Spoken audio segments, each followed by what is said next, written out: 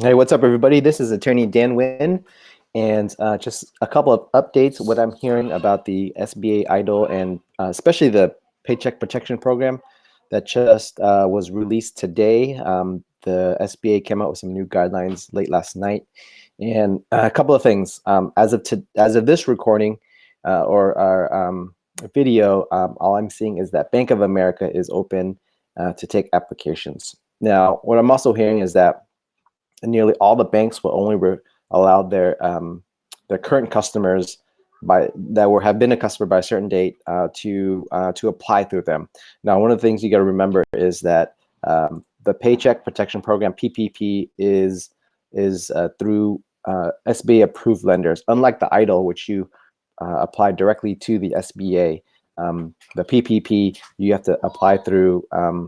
SBA the PPP you have to approve through apply through SBA approved vendors or lenders. So most likely go to your bank, find out. They're probably not picking up phone calls because it's so busy right now.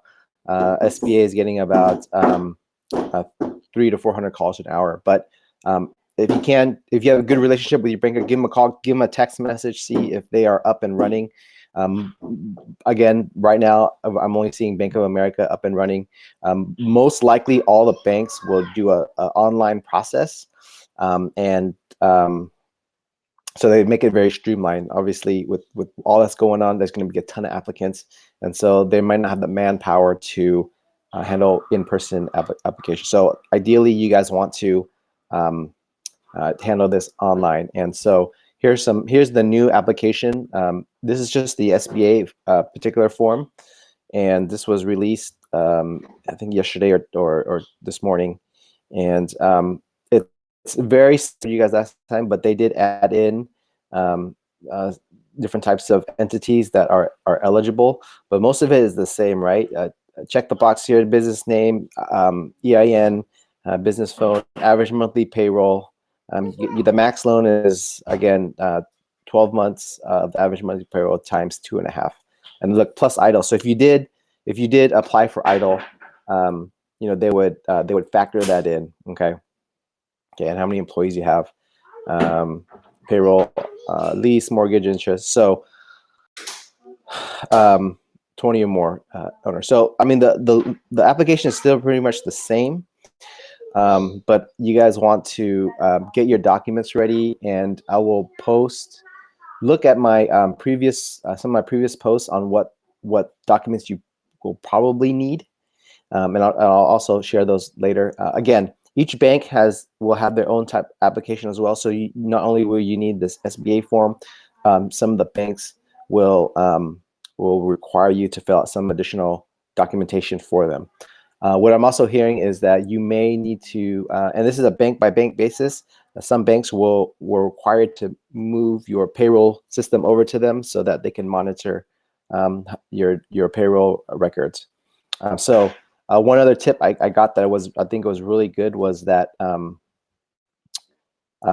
once you get these funds or have these funds dispersed into a separate bank account so that you can easily account for them in order to apply for forgiveness. So forgiveness is for payroll, and this is PPP program, forgiveness, payroll, operating expenses, lease, utilities, other things you need to use to run the business. And so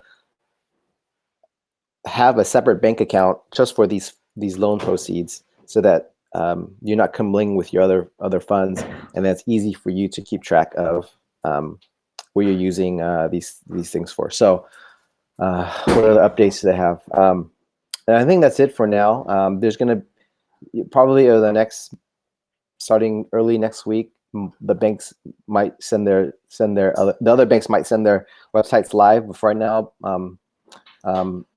what I'm hearing is Bank of America is live, but they're only allowing people with a lending relationship. That means a lending. You can't just have a business bank account. You have to have a lending relationship with them, a borrowing relationship with them. So that might exclude some people. So if again, if you qualify, just apply for it. And if you can always decline it, or you can always take the money and pay. I've had people say they don't want the loan, right? But they want the grant. And I'll talk about that too. But apply for it. You don't have to take it if you qualify. You can always pay it back if you actually take the money, right? Other thing is, I've heard that if you are if you take distributions, so if you are like a single member or your LLC, you only take distributions, or you're sole proprietor, you only take draws, you're not qualified. So what does that mean for freelancers that get paid 1099? So here's a kind of a nuanced distinction that I am kind of realizing, and this may change as they get more clear. Is that if you take draws, so if you are LLC or sole proprietor, and generally you don't get paid as 1099. So you have clients or you sell things, you get paid at 1099. You don't get paid at 1099. They may base it on the tax record. Is my analysis. What I'm hearing is that if you have 1099 income, that is kind of the equivalent of the W-2 records. So for some business owners, they have clients that pay them but don't issue 1099s. All right, so that might be an issue. I don't know the answer to that yet. They may look at past payroll records, but from what I'm hearing, business owners who take draws or distributions are not eligible for the PPP. But I would say apply for it anyways. And it's only 2 pages. The idea is for you to get in front of a SBA lender. That's what SBD has been saying on the webinars. Get in front of a lender, and you guys can work all that out and hash out those details. So I think there's another. I'll do another live Q&A notes session today from 3 to 4. Probably a lot more questions, and I hope this has been helpful. Go ahead and comment if this has been helpful. Put your questions here. I'll answer them best I can. I hope you guys are staying safe out there. It's a beautiful day here in Orange County. We'll spend some time a little bit outside before we have to stay inside. Okay, this is Dan. I'll talk to you soon. Bye.